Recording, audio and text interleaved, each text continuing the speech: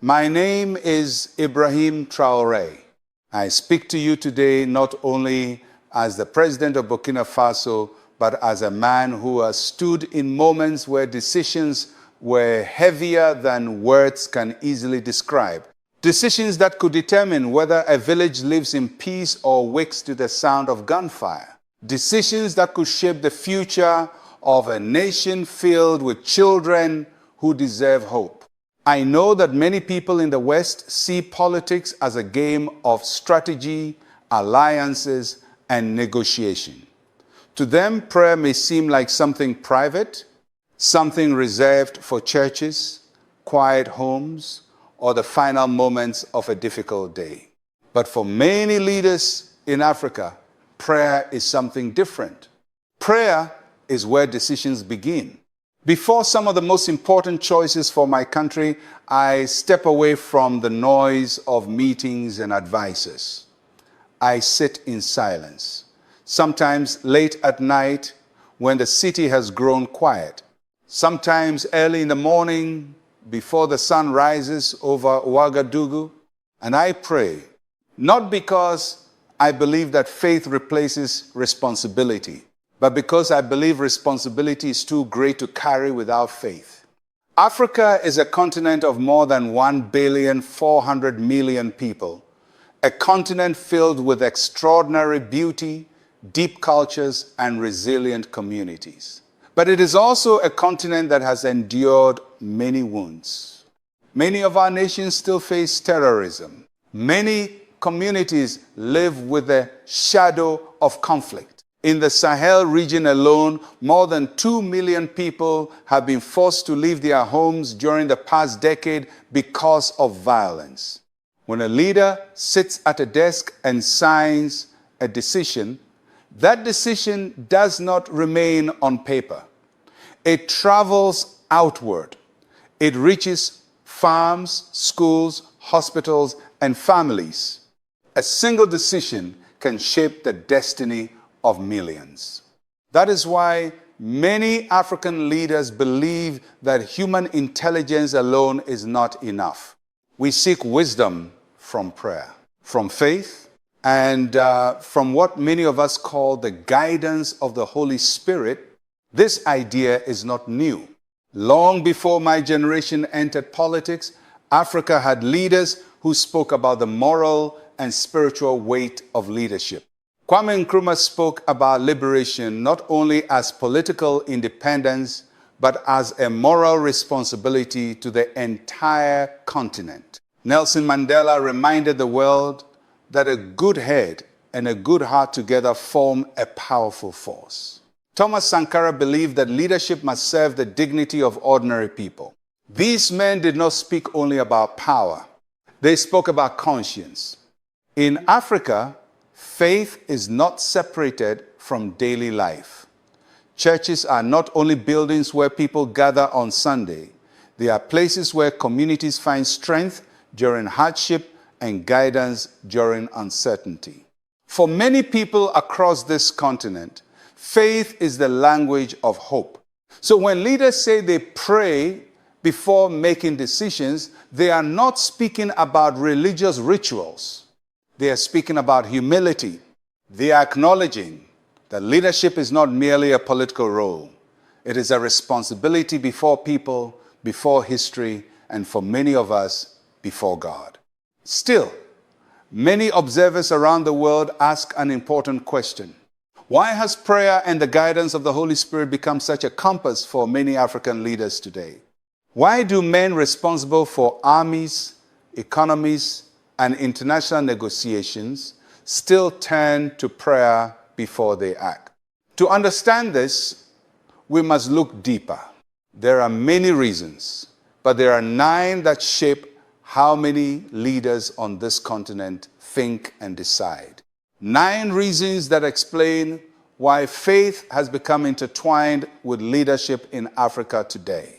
And the first of those reasons begins with something every leader must seek: wisdom.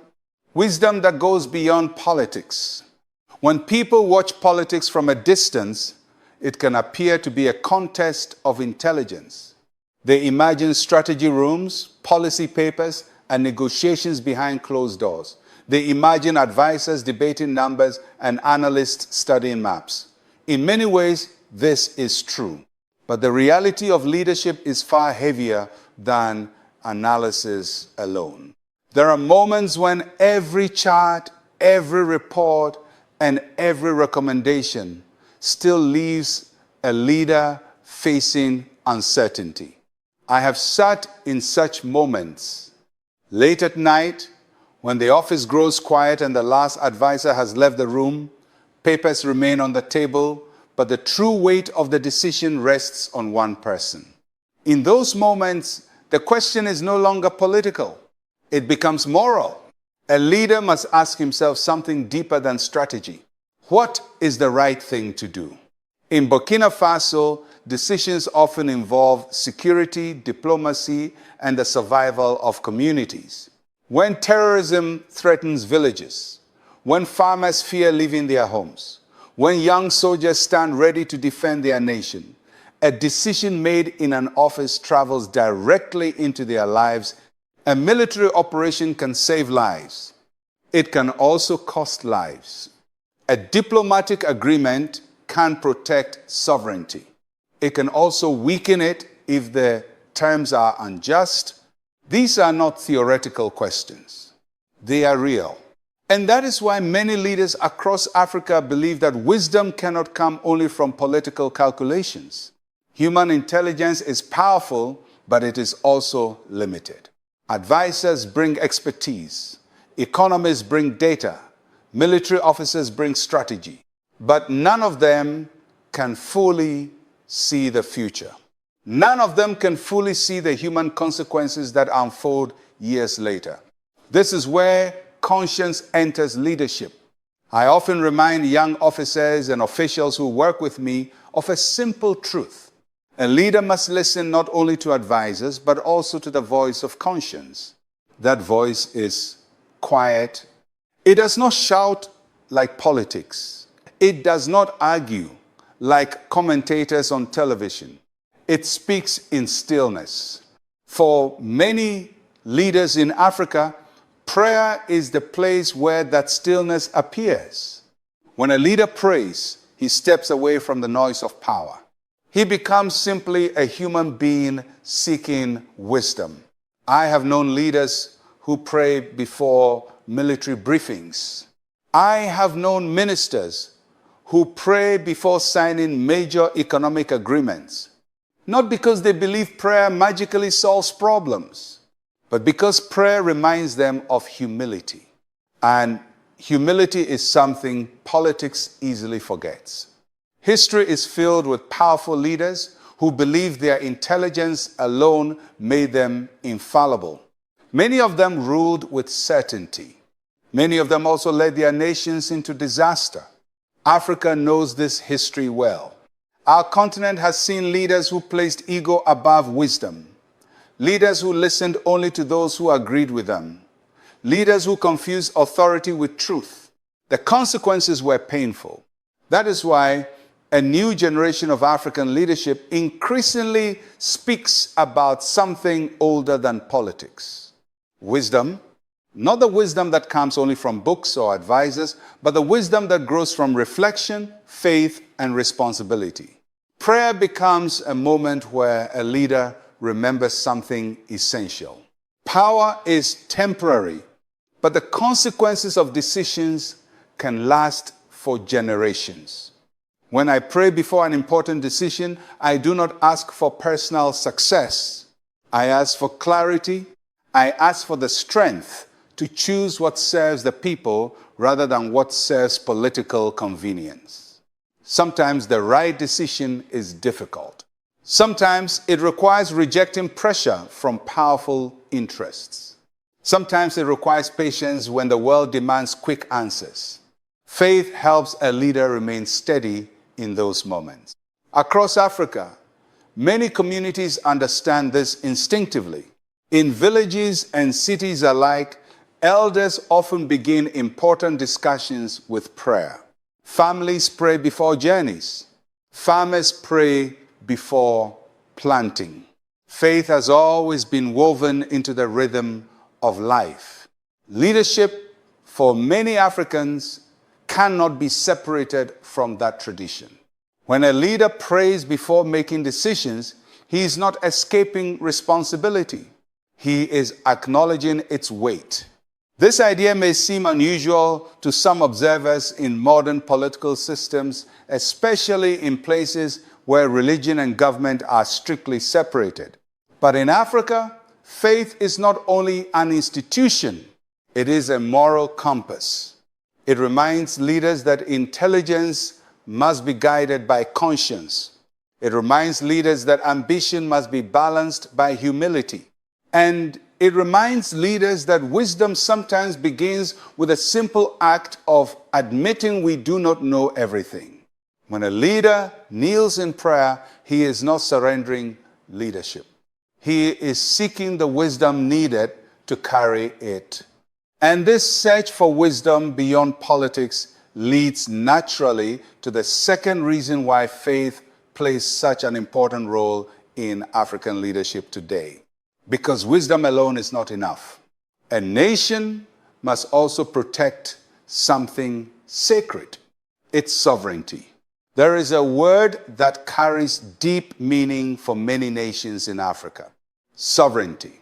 To some observers in powerful capitals around the world, sovereignty may appear to be a simple legal concept, a matter written into constitutions and international law. But for many African nations, sovereignty is something much more personal. It is the memory of struggle. It is the memory of generations who lived under colonial rule, generations whose land, labor, and resources were controlled by others. My country, Burkina Faso, knows that history well. Our people remember what it means to have decisions made far away from our villages and cities, decisions made in rooms where African voices were absent.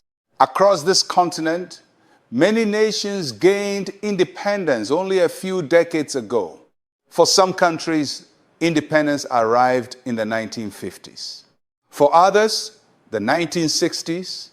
But political independence did not always bring economic independence. Africa is one of the richest continents in natural resources.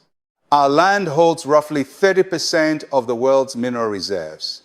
Beneath our soil lie vast deposits of gold, uranium, manganese, lithium, and many other elements essential to modern industry.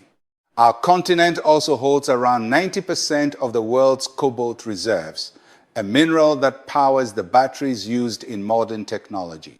And Africa still contains more than 60% of the world's uncultivated arable land. Yet despite this abundance, many African nations remain among the poorest in the world. This contradiction raises an unavoidable question. How can a continent so rich in resources remain so poor? Many African leaders believe that part of the answer lies in the long history of unequal economic relationships between Africa and the outside world. For decades, raw materials were extracted from African soil and shipped abroad. Wealth flowed outward while many communities at home remained underdeveloped. Even today, the global economic system often places African nations in positions where they export raw materials but import finished products at much higher prices. This structure keeps many economies dependent. It keeps many nations vulnerable. And it makes sovereignty more than a political principle. It becomes an economic struggle. I often speak openly about this issue because it is central to the future of Africa. Africa must stop begging and start deciding its own destiny.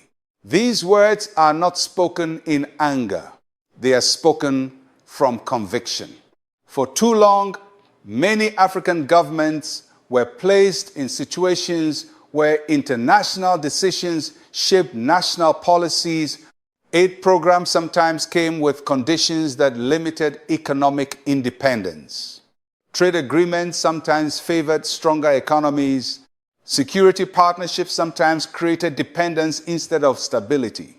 But a new generation of African leadership is asking a different question. What would it look like if Africa truly controlled its own resources?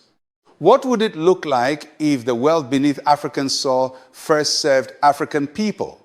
This question is not about rejecting cooperation with the world. Africa needs partnerships. Trade, diplomacy, and international cooperation are essential for development. But partnership must be built on fairness.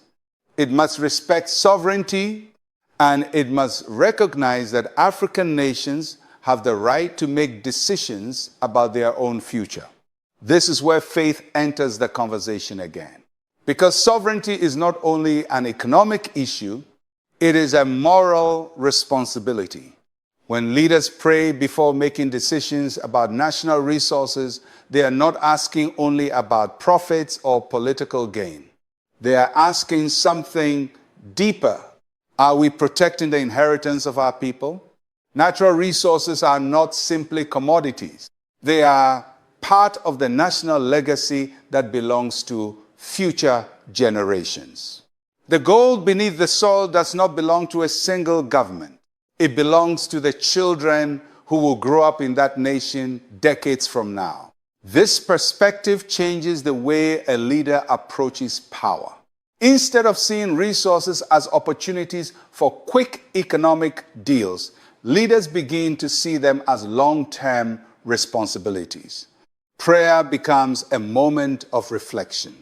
A moment when a leader remembers that power is temporary, but the consequences of economic decisions can last for generations. Africa has witnessed what happens when sovereignty is weakened.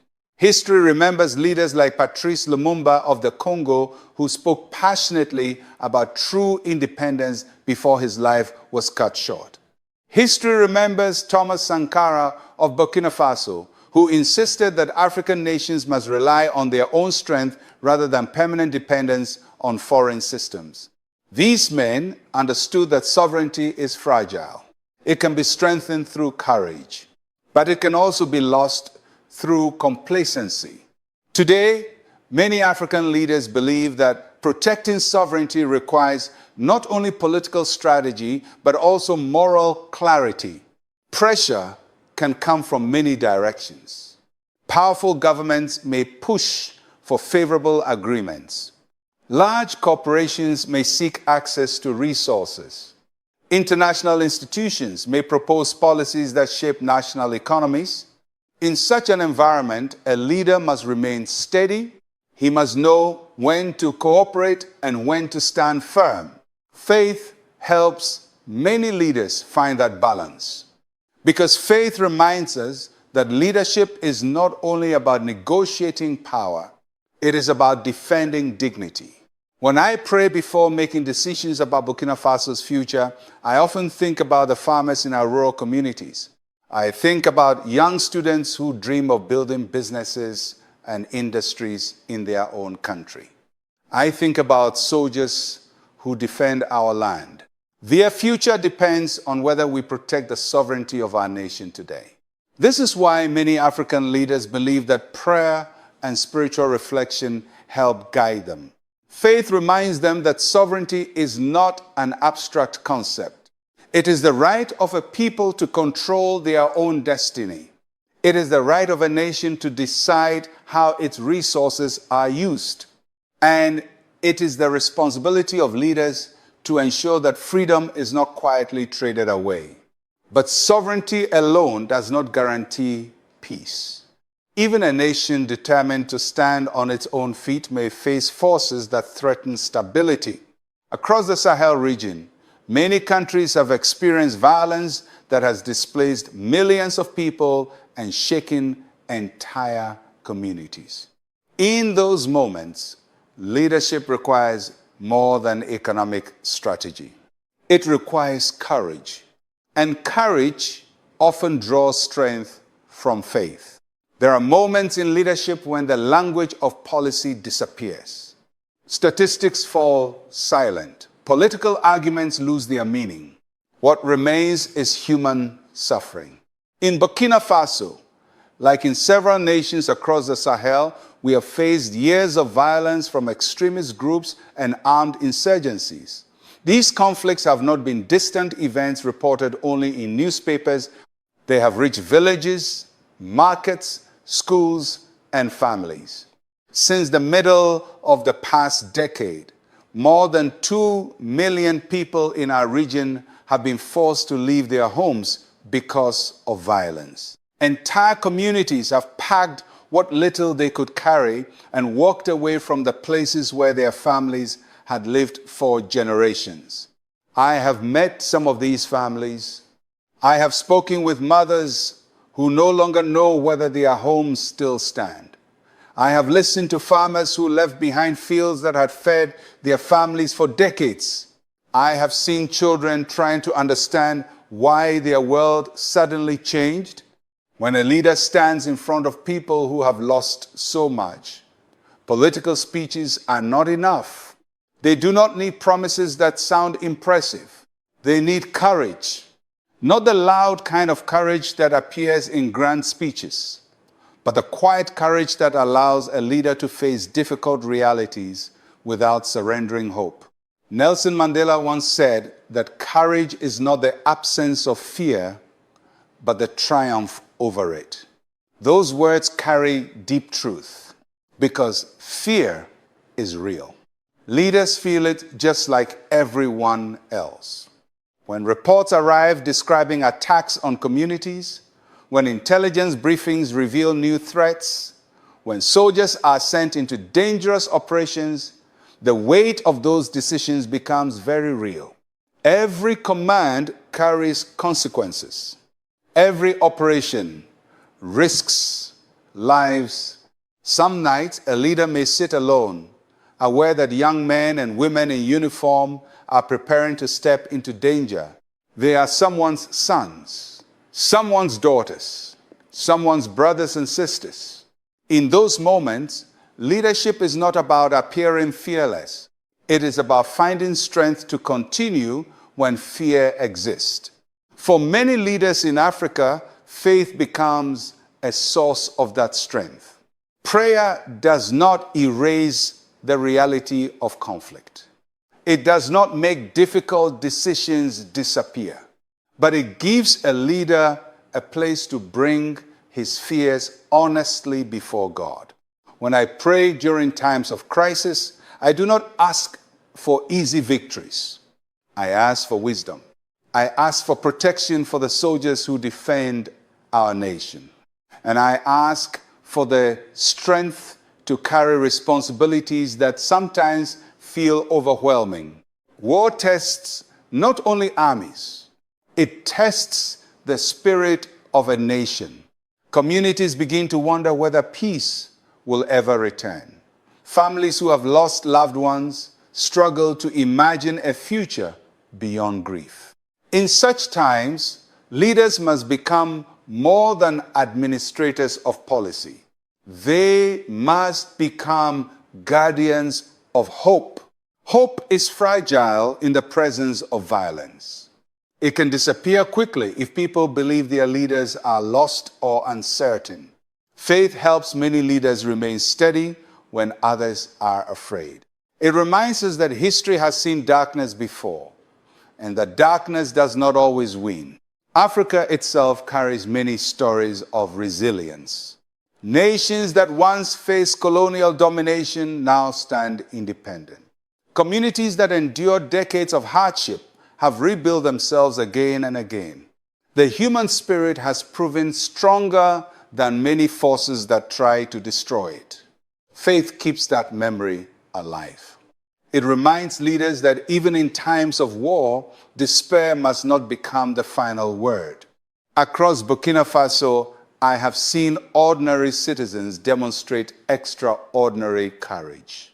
Teachers continue educating children even when resources are limited. Farmers return to their fields despite the risks. Soldiers volunteer for missions, knowing the dangers they may face. These acts of quiet bravery are not driven by politics. They are driven by love for family, community, and country. Leadership must reflect that same spirit. Prayer becomes a way for leaders to remember why they continue, not for power, not for recognition, but for the people whose lives depend on the choices we make. Some observers outside Africa may wonder why leaders speak openly about faith during times of conflict. They may believe that war requires only strategy and military capability. Those things are certainly necessary, but without moral strength, even the most powerful armies can lose direction. Faith helps remind leaders that the goal of security is not endless warfare. The goal is peace. Peace that allows families to return home. Peace that allows children to attend school without fear.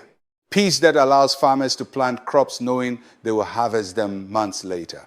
Every operation, every negotiation, every policy must move toward that goal. War must never become an excuse for permanent power. It must remain a painful necessity aimed at restoring stability.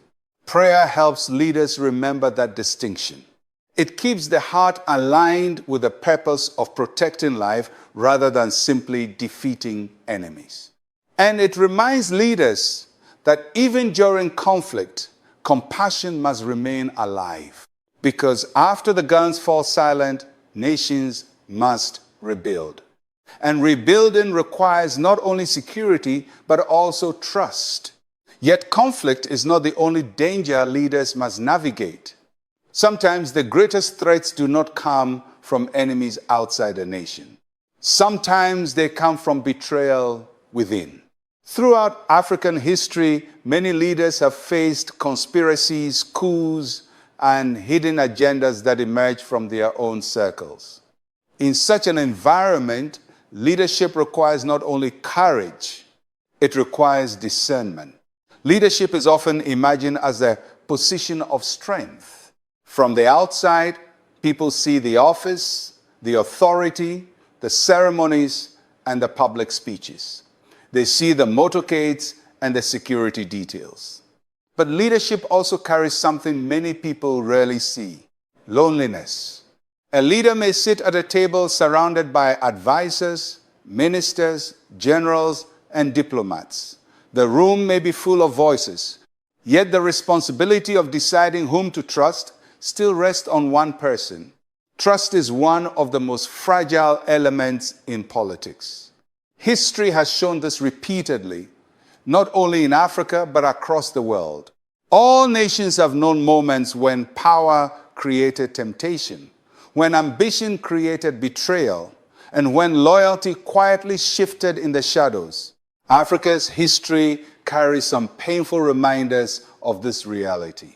In the early 1960s, Patrice Lumumba, the first Prime Minister of the Democratic Republic of the Congo, became a symbol of African independence. He spoke with courage about sovereignty and dignity for his nation. But within a short time, he was overthrown and assassinated.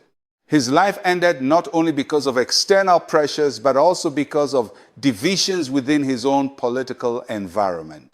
Years later, in 1987, Burkina Faso itself witnessed a tragedy that still echoes in our national memory.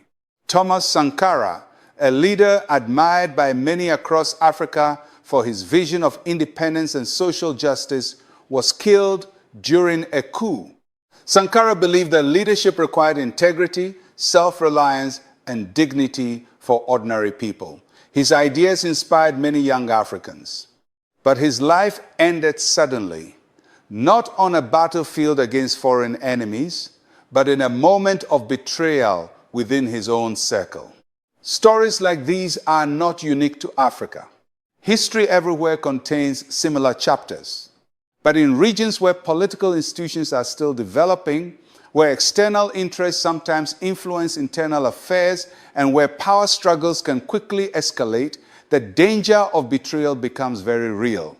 For a leader, this creates a difficult challenge. How do you trust people while remaining aware that power can change loyalties? How do you build unity within a government when ambition may quietly grow behind polite conversations? This report can fully answer these questions. Security services may track threats. Advisors may warn of potential risks. But betrayal often appears where it was least expected. This is why many leaders across Africa speak about the importance of discernment. Discernment is more than information. It is the ability to sense when something is wrong, even when evidence is incomplete. It is the quiet awareness that develops when a leader listens not only to words, but also to character. Faith plays a powerful role in that process.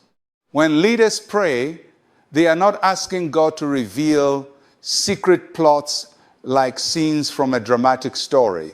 Instead, they ask for clarity. They ask for the ability to recognize truth. Prayer creates moments of reflection where leaders examine their own decisions, their own instincts, and the people around them. It encourages humility because sometimes betrayal becomes possible not only because of the ambitions of others, but also because leaders become isolated from honest voices. Power can create a circle of people who tell leaders only what they want to hear. Over time, this circle can grow thicker until the leader is surrounded by approval but separated from truth. Prayer helps break that isolation. When a leader reflects before God, he is reminded that authority does not make him infallible. He must remain open to correction. He must remain willing to listen. And he must remain aware that leadership requires constant vigilance. Across Africa, elders often teach younger generations an important lesson. Wisdom is not only about knowing what to do, it is also about knowing whom to trust. In many traditional African communities, leaders will spend time observing character rather than simply listening to promises. They watched how individuals treated others. They observed patience, humility, and consistency. These qualities revealed more about a person's intentions than polished speeches. Modern politics sometimes moves too quickly for such careful observation.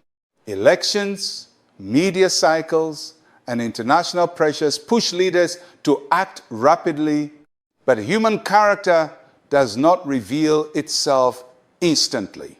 Discernment requires patience. Faith helps cultivate that patience. It encourages leaders to pause before making decisions that affect their inner circle. It reminds them that loyalty should not be measured only by public support, but by integrity demonstrated over time. Betrayal may be one of the oldest challenges in politics, but it does not have to define leadership.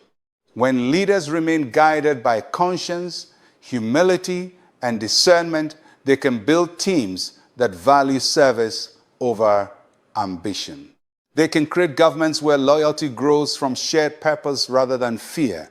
Prayer, for many African leaders, becomes a quiet tool in that process.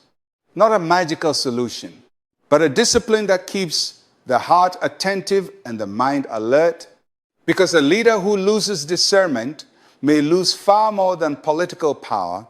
He may lose the trust of his people. And trust, once broken, is very difficult to rebuild. Yet leadership is not only about protecting oneself from betrayal, it is also about something greater. It is about serving the nation with integrity and moral responsibility. A leader must become an example not only of authority, but of character. That is why the next reason many African leaders turn to faith is deeply connected to the question of morality. Leadership is not merely a political role.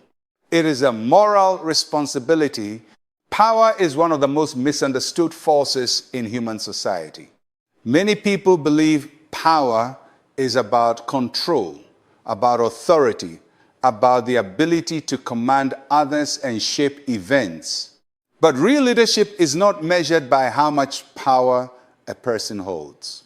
It is measured by how that power is used. A nation does not remember its leaders only for the decisions they make. It remembers them for the character behind those decisions. History has always judged leaders not only by their victories or failures, but by the moral compass that guided them. Africa has learned this lesson many times. Our continent has seen leaders who treated power as a personal privilege, leaders who surrounded themselves with wealth while their people struggled, leaders who believed that holding authority meant they no longer needed to answer to anyone. The result of such leadership is always the same: distrust. When people lose trust in leadership, institutions weaken, hope fades. Citizens begin to feel that the system exists only for those who hold power. But Africa has also known leaders who believed something different. They believed leadership was not a privilege, it was a responsibility. Kwame Nkrumah, one of the central figures in Ghana's independence movement, spoke often about the deeper meaning of freedom. When Ghana became independent, he did not say the struggle had ended. Instead, he reminded the world that the independence of Ghana was meaningless unless it was linked to the liberation of Africa as a whole. Those words revealed a profound understanding of leadership. True leadership looks beyond personal ambition. It considers the welfare of an entire people. Thomas Sankara expressed a similar vision during his time leading Burkina Faso. He believed that a leader should live in a way that reflected the dignity of ordinary citizens. He rejected luxury and insisted that government officials must remain close to the lives of the people they serve. His message was simple but powerful. If leadership becomes separated from the people, it loses its moral foundation. These ideas continue to influence many African leaders today. They remind us that authority must always be balanced by accountability. Faith strengthens this understanding. For many leaders across Africa, prayer is not only about seeking guidance for decisions, it is also about examining the heart. When a leader stands before God in prayer, titles and positions disappear. There is no president, no minister, no general. There is only a human being responsible for the lives and welfare of others. That realization can be humbling. It reminds leaders that power does not elevate them above moral responsibility. Instead, it increases that responsibility. In many African cultures, elders often teach that leadership carries a spiritual dimension. A chief or community leader was not simply an administrator. He was expected to embody wisdom, fairness, and moral integrity.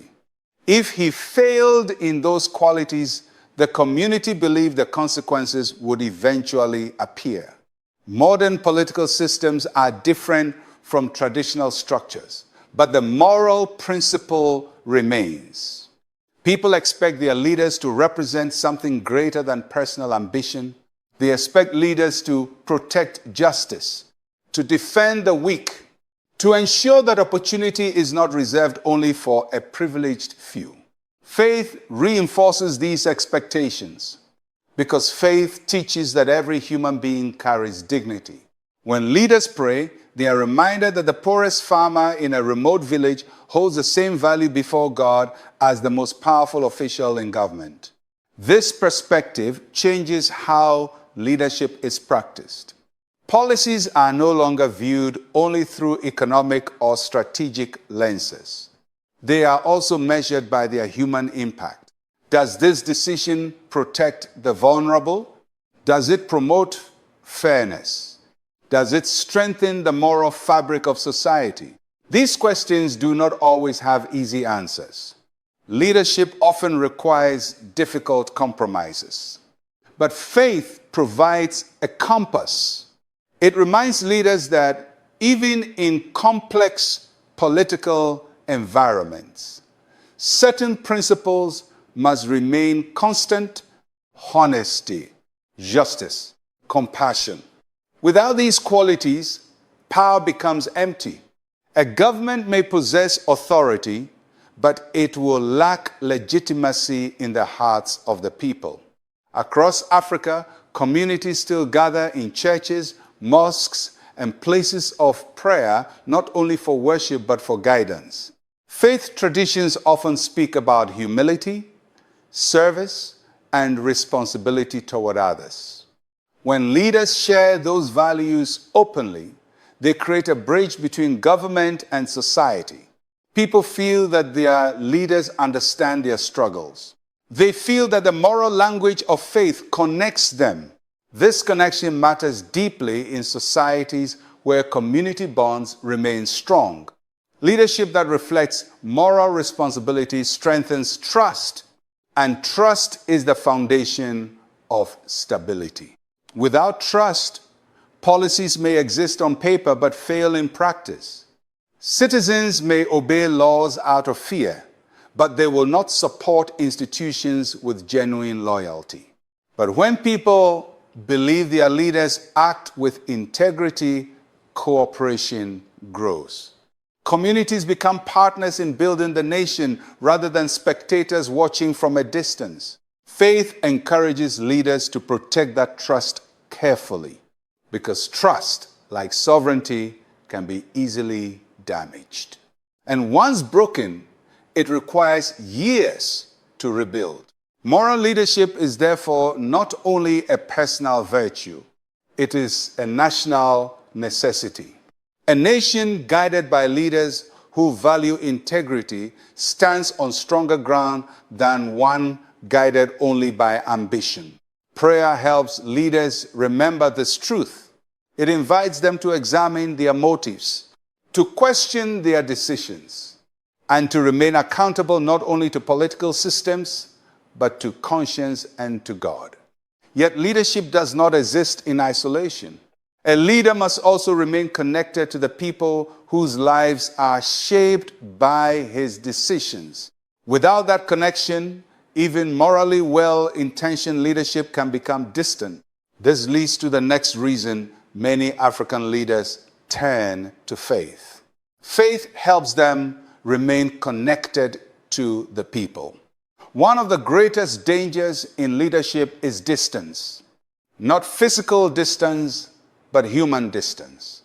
A leader may live in the same country as his people, walk the same streets, and speak the same language. Yet over time, the walls of power can quietly separate him from the daily realities of ordinary life. This separation does not always happen intentionally. It begins slowly. Security protocols increase, schedules become crowded with official meetings, advisors filter information before it reaches the leader's desk. Gradually, the voice of the people becomes quieter. A leader begins to hear more from reports than from real conversations, more from statistics than from human stories. This is a risk faced by leaders in every nation, not only in Africa, but in Africa, where community life remains deeply personal and interconnected, maintaining a genuine connection with the people is especially important. Across the continent, faith plays a central role in that connection. In many African societies, churches and places of worship are not only spiritual centers, they are community centers. They are places where people gather to share burdens, celebrate milestones, and support one another through hardship. On Sundays, in cities and rural villages alike, thousands of voices rise in prayer and song. Families come together, neighbors greet each other, stories are shared. In these moments, people speak honestly about their struggles and hopes. They pray for healing when someone is sick. They pray for rain during dry seasons. They pray for peace when violence threatens their communities. Faith becomes a shared language that binds society together. When leaders participate in that spiritual life, they remain connected to the heartbeat of their nation. They are reminded that leadership is not only about policies and institutions. It is about people, real people, with real lives. I have attended gatherings where citizens spoke openly about their fears for the future. Parents worrying about education for their children, farmers concerned about the stability of their land, young people searching for opportunities that will allow them to build dignified lives. These conversations do not appear in official reports. They appear in moments of human connection. Faith communities create spaces where such conversations can happen naturally. When leaders share in those spaces, they hear the voice of the nation in its most honest form. This connection shapes leadership in powerful ways. Policies become less abstract. When a leader remembers the faces behind statistics, decisions carry deeper meaning. Education policy is no longer just a budget discussion. It becomes the future of children whose parents pray every day for better opportunities. Agricultural development is no longer just an economic strategy. It becomes the livelihood of families who depend on the land to survive. Security is no longer only a matter of military strategy. It becomes the safety of communities that want nothing more than to live peacefully. Faith keeps these realities visible. It reminds leaders that they are not distant authorities.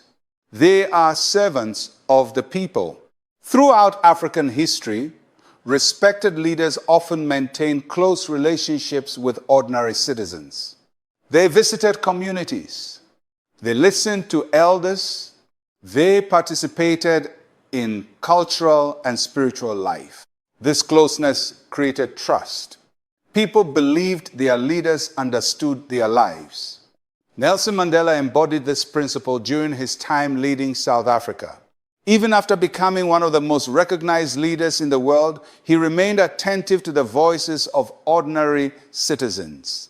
He understood that reconciliation and nation building required listening as much as leading.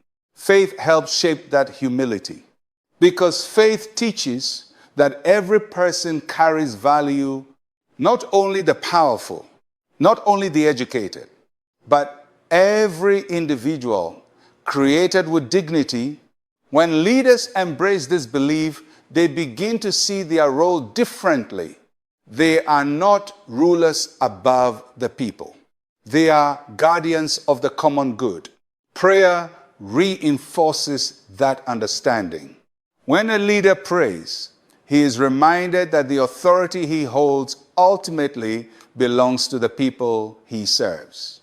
And before God, all human beings stand equal.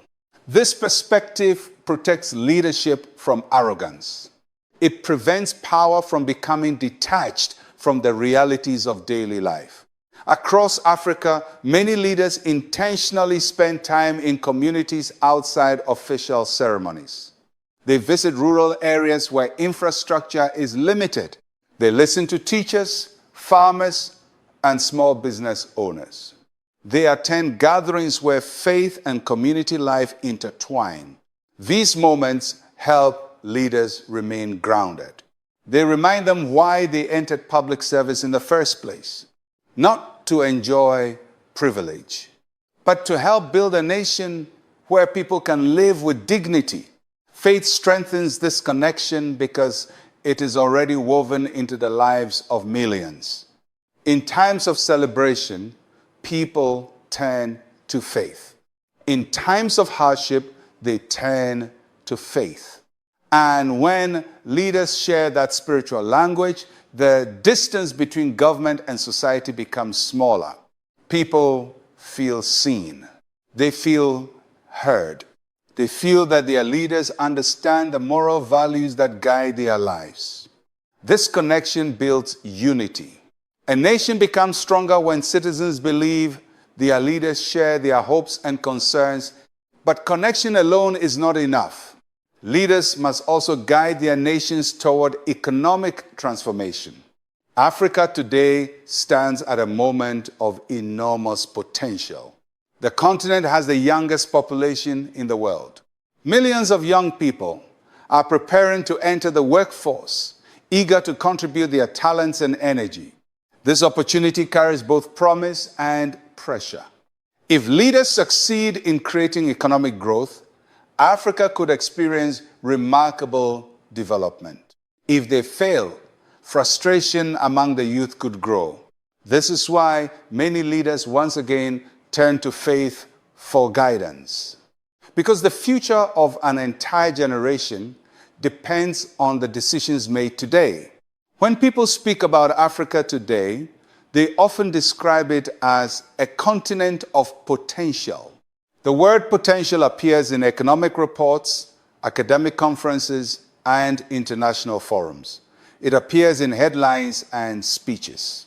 But potential is not the same as progress. Potential simply means something could happen. Progress means it actually does. Africa stands at a remarkable moment in history because of one powerful fact. Our continent has the youngest population in the world. More than 60% of Africans are under the age of 25. In cities across the continent, young people fill universities, training centers, markets, and technology hubs. They carry ideas that previous generations could only imagine. Some are learning to code software that connects African businesses to global markets. Some are developing agricultural innovations that allow farmers to grow more food with fewer resources. Others are starting small businesses that serve their communities and create new opportunities. This generation is energetic, creative, and determined. But youth also brings expectations. Young people want opportunity. They want dignity. They want to believe that their future can be built in their own countries rather than somewhere else. If those expectations are not met, frustration can grow. Unemployment becomes more than an economic statistic. It becomes a social challenge. It becomes a test of leadership. Because when millions of young people search for opportunity and cannot find it, the stability of a nation can be shaken. This is why economic transformation is one of the most urgent responsibilities facing African leaders today. Our continent holds immense resources. Yet resources alone do not create prosperity. What matters is how those resources are managed. For many decades, Africa's economic model often followed a simple pattern. Raw materials were extracted, they were exported to other regions where they were processed into finished products. Then those finished products were sold back to African markets. This system created wealth elsewhere while leaving many African economies dependent on external industries. A new generation of leaders believes this pattern must change. Our resources must serve our people first. This principle is not about isolation. Africa is part of the global economy and will remain so.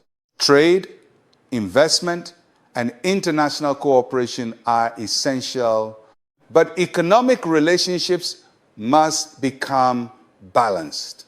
African nations must develop industries that process their own resources. They must invest in infrastructure, education, and technology. They must create environments where entrepreneurs and innovators can thrive. These transformations require careful planning. They require policies that may take years to show results. And they require leaders who remain patient when progress seems slow. Faith helps sustain that patience. Because faith teaches that meaningful change often requires perseverance. Farmers understand this lesson better than anyone. A farmer plants seeds knowing that harvest will not come immediately. The soil must be prepared, rain must fall, time must pass. Economic transformation follows a similar rhythm. Policies must be implemented, institutions must strengthen, investments must grow gradually. During this process, leaders face pressure. Some voices demand quick solutions. Others criticize policies before their results appear. International partners may have expectations that conflict with local priorities. In such an environment, leaders must remain steady. Prayer becomes a place to regain clarity. When leaders reflect in prayer, they remember that development is not a race for headlines. It is a long journey that requires discipline and vision. Faith also reminds leaders that economic growth must serve human dignity. Development is not measured only by rising numbers in financial reports. It is measured by improvements in everyday life. Do families have access to clean water? Do children attend quality schools? Do young people find meaningful work? Does economic growth reduce poverty rather than deepen inequality? These questions transform economics from a technical subject into a moral responsibility. Because the purpose of development is not wealth for its own sake. It is the flourishing of human life. Many African communities already understand this connection between faith and economic life. In rural areas, churches often organize community projects that support education, healthcare, and small businesses. Faith-based organizations have built schools, clinics, and programs that empower young people. They demonstrate that spiritual values and economic development can work together. Leaders who share those values recognize that economic policy must also reflect compassion. Growth must include the marginalized. Opportunities must reach rural communities, not only major cities, and development must protect the environment that sustains future generations. Africa's youth are watching closely. They want leaders who believe in their potential. They want governments that invest in their education and creativity, and they want economies that reward hard work rather than privilege. When leaders approach economic transformation with faith and humility, they remember that success does not belong to them alone. It belongs to the entire nation. The factories built today will employ workers tomorrow. The schools open today will educate leaders decades from now. The policies created today will shape the opportunities of children who have not yet been born. Faith encourages leaders to think beyond their own time in office. It reminds them that leadership is stewardship. They are caretakers of a nation's future.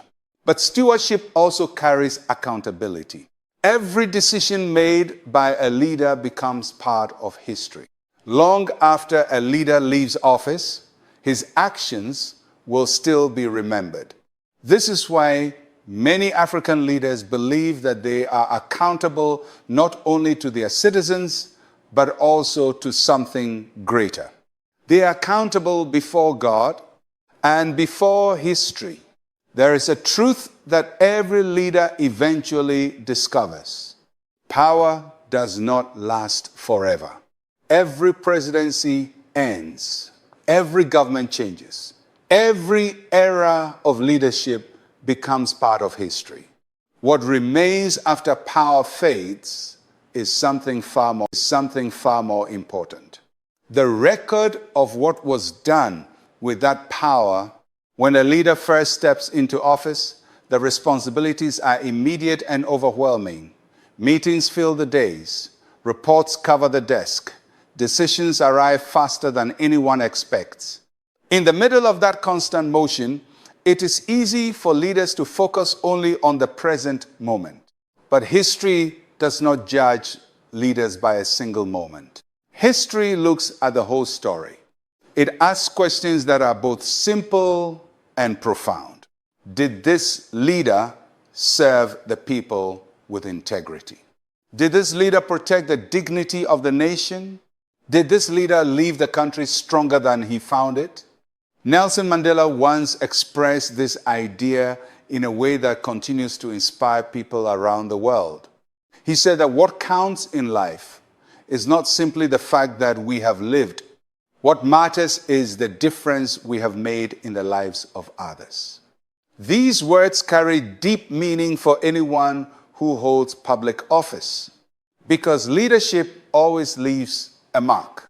Sometimes that mark is positive, sometimes it is painful, but it always exists. In Africa, the memory of leadership often becomes part of the identity of nations. Generations remember the leaders who fought for independence. They remember those who helped build unity after periods of division. They also remember the times when leadership failed to protect the people. History is honest in that way. It does not erase mistakes, but it also does not forget courage. For many African leaders, faith reinforces this awareness. When a leader believes that he is accountable not only to political systems, but also to God, the meaning of power changes. Authority is no longer seen as a privilege to enjoy. It becomes a trust to protect. In many religious traditions, power is described as a responsibility entrusted to those who must answer for how they use it. This idea appears in Christian teachings, in Islamic teachings, and in many traditional African spiritual beliefs. The message is consistent. Leadership carries moral consequences. When leaders pray, they often reflect on this reality. They ask themselves difficult questions. Are we using our authority wisely? Are we protecting the people we promise to serve? Are we acting with integrity even when no one is watching? These questions may seem simple, but they are powerful, because corruption, injustice, and abuse of power often begin when leaders stop asking them. When leaders believe that no one will hold them accountable, temptation grows. History provides many examples. Across the world, some leaders entered office with sincere intentions but slowly allowed power to reshape their priorities. They surrounded themselves with loyalists who protected their image. They avoided criticism. They made decisions that benefited themselves rather than their nations. For a time, such leaders may appear strong, but eventually the truth emerges. History reveals what was hidden. And when that moment arrives, the judgment can be severe. This is why accountability must begin long before history writes its verdict. Faith helps leaders remember this. It reminds them that integrity is not something performed for public approval. It is a daily commitment, even when no cameras are present, even when decisions are made in private meetings, even when the temptation to take the easier path appears. Across Africa, elders often teach younger generations about the importance of legacy. They say a person should live in such a way that their name is spoken with respect after they are gone. For leaders, this lesson becomes even more significant because their actions influence millions of lives. The schools built during their leadership will educate future generations. The economic policies they create will shape opportunity for decades. The conflicts they resolve or fail to resolve will determine whether communities live in peace or fear. Faith encourages leaders to think beyond their time in office. It reminds them that they are temporary stewards of something larger than themselves. The nation existed before they arrived, and it will continue long after they leave. This perspective creates humility. It reminds leaders that their role is to strengthen the foundations of the nation rather than to seek personal glory. Prayer reinforces that humility. When a leader kneels in prayer, he is reminded that authority does not make him greater than others. It simply gives him greater responsibility. And responsibility always carries accountability. Many African leaders openly acknowledge this belief. They say that one day every leader must answer not only to history, but also to God. This awareness shapes the way they approach difficult decisions. When faced with choices that may bring short-term political advantage but long-term harm, faith encourages them to pause. It reminds them that history will eventually see the full picture. And it reminds them that integrity today will become the legacy tomorrow. Yet leadership is not only about guarding one's legacy. It is also about inspiring something greater in others. A leader's words and actions can influence the spirit of an entire nation. They can encourage despair, or they can ignite hope. Across Africa today, hope is becoming one of the most powerful forces shaping the future. Despite challenges, despite economic struggles, despite security threats in some regions, millions of Africans believe that the continent is entering a new chapter, a chapter where unity, dignity, and self-belief will define the future. This belief does not come from politics alone. It comes from faith, from resilience, from the determination of people who refuse to surrender their dreams. That is why the final reason many African leaders speak about prayer and spiritual guidance is connected to something deeply human: hope. Hope for the future of Africa. There is something about Africa that statistics alone cannot explain. Reports often speak about poverty, conflict, or political instability. They show graphs and charts that attempt to summarize an entire continent in numbers. But numbers cannot fully describe the spirit of a people. To understand Africa, you must listen to the stories of its people. You must walk through its markets, sit in its villages, and watch the determination in the eyes of its youth.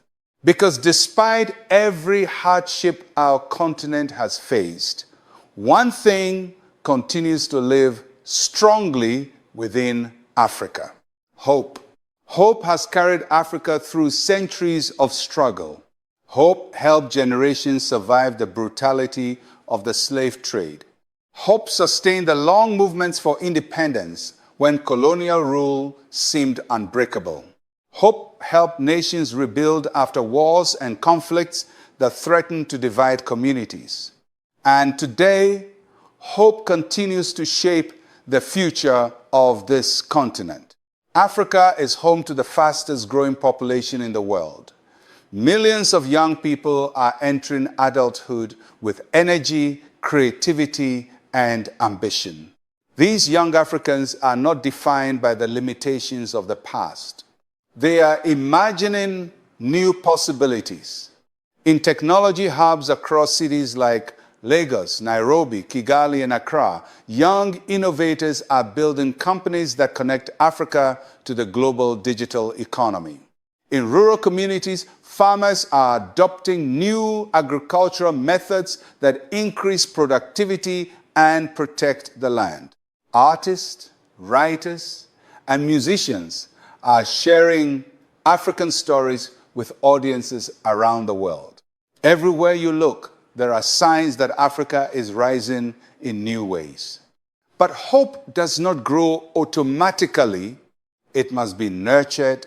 Leadership plays a powerful role in shaping whether hope becomes stronger or weaker. When leaders speak only about problems, people begin to believe that the future will be no different from the past. But when leaders speak with vision, when they demonstrate courage and integrity, they awaken something powerful in the hearts of the people. They remind the nation that change is possible. Faith helps nurture that vision. Across Africa, spiritual life remains deeply rooted in communities. Churches, mosques, and places of prayer are filled not only with worship, but also with messages of perseverance and renewal. Faith teaches people that hardship does not define the final chapter of a story. It teaches that perseverance can transform difficult circumstances. For leaders, this belief becomes essential because leading a nation requires more than solving immediate challenges. It requires inspiring people to believe in a better future. In Burkina Faso, I have seen the strength of this hope many times. I have seen young soldiers volunteer to defend their country because they believe their nation deserves peace. I have seen teachers continue educating children even when resources were limited because they believe knowledge will transform the next generation.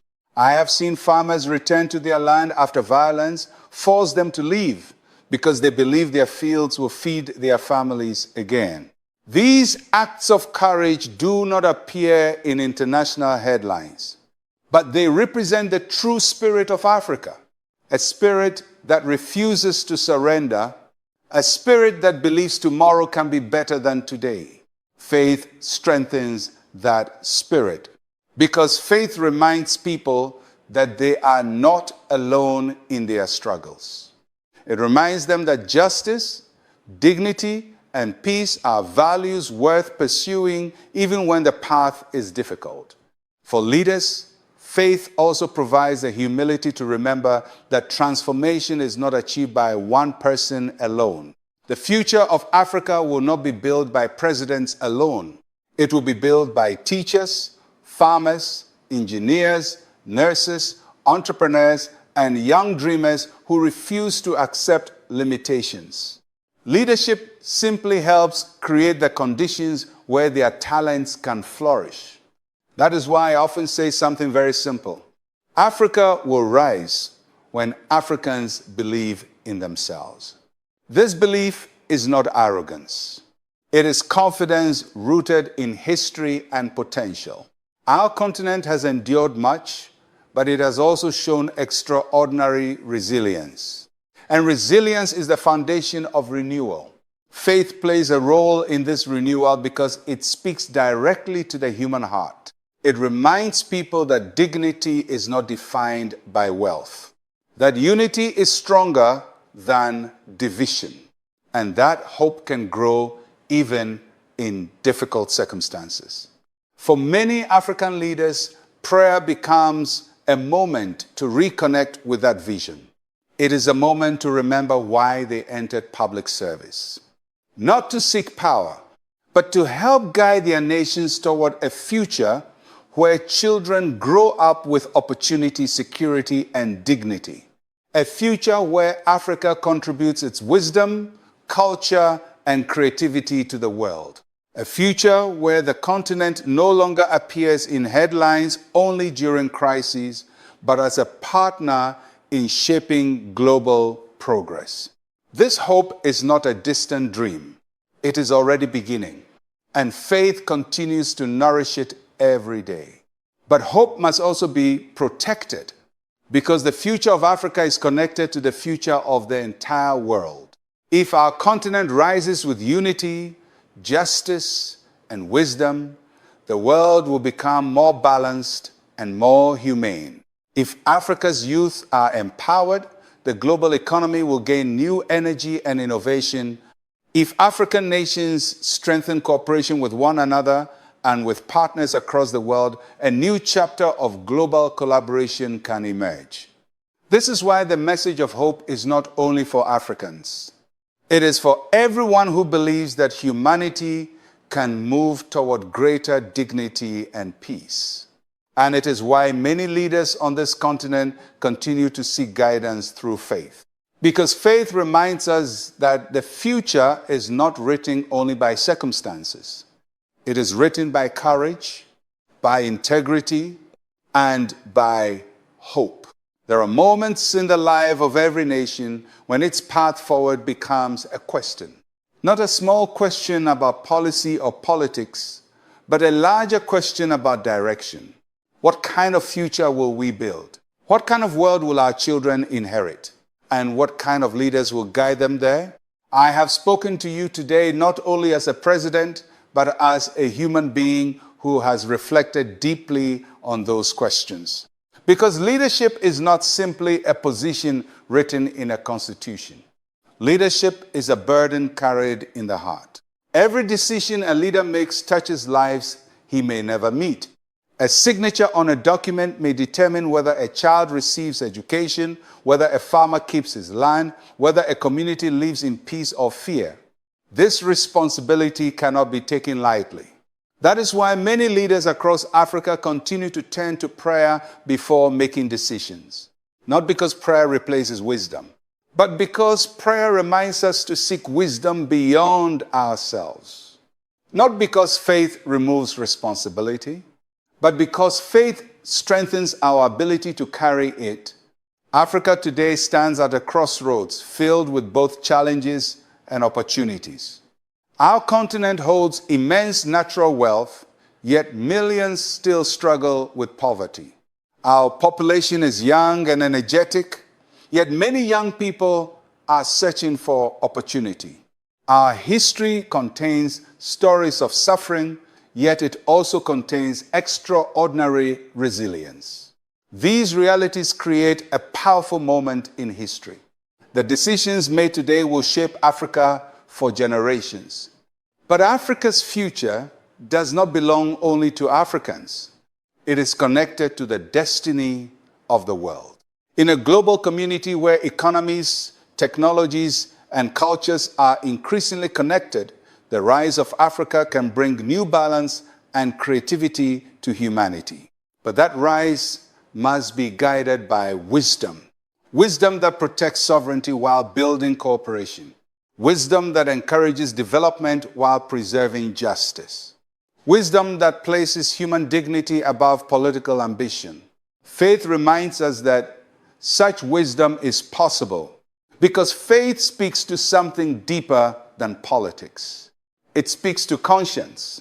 It reminds leaders that power is temporary, but integrity endures. It reminds nations that unity is stronger than division. And it reminds individuals that every act of goodness contributes to the future we all share. Throughout history, humanity has often been tempted by paths that lead to conflict, greed, and domination. We have seen nations rise through force and fall through arrogance. We have seen leaders pursue power without responsibility. But history also shows another path, a path guided by humility, a path guided by justice, a path guided by faith in something greater than ourselves. For those who believe in Jesus Christ, that path is illuminated by his teachings. He reminded humanity that love for one another is the foundation of true strength. He reminded us that those who seek power must serve others. And he reminded us that truth and compassion have the power to transform even the darkest moments. These teachings remain relevant today, not only for individuals, but for nations. The world today faces many challenges. Wars still divide communities. Economic inequality still leaves millions behind. Distrust between nations sometimes grows stronger than cooperation. Yet none of these challenges are beyond humanity's ability to overcome. But overcoming them requires something more than technology and diplomacy. It requires moral courage. It requires leaders who understand that authority must serve justice. It requires citizens who believe that goodness still matters. And it requires people everywhere who are willing to turn away from hatred, corruption, and selfish ambition. If we want a better world, each of us must choose a better path. Leaders must choose integrity. Nations must choose cooperation. And individuals must choose compassion. Africa is ready to contribute to this journey. Our continent carries ancient wisdom, vibrant cultures, and a spirit of resilience that has survived centuries of hardship. If we remain united in purpose, guided by conscience and faith, the future of Africa can become a source of inspiration for the world. But this future will not arrive automatically. It will be built through the choices we make today, through every act of courage, through every decision guided by justice, through every effort to replace division with unity, and through every prayer that asks for wisdom rather than power. Before I close this message, I want to speak not only to leaders, but to ordinary people across the world. If you are listening to these words, remember something important. The future of humanity is not shaped only by presidents and governments. It is shaped by the choices of millions of individuals. Every time someone chooses honesty instead of corruption, the world becomes stronger.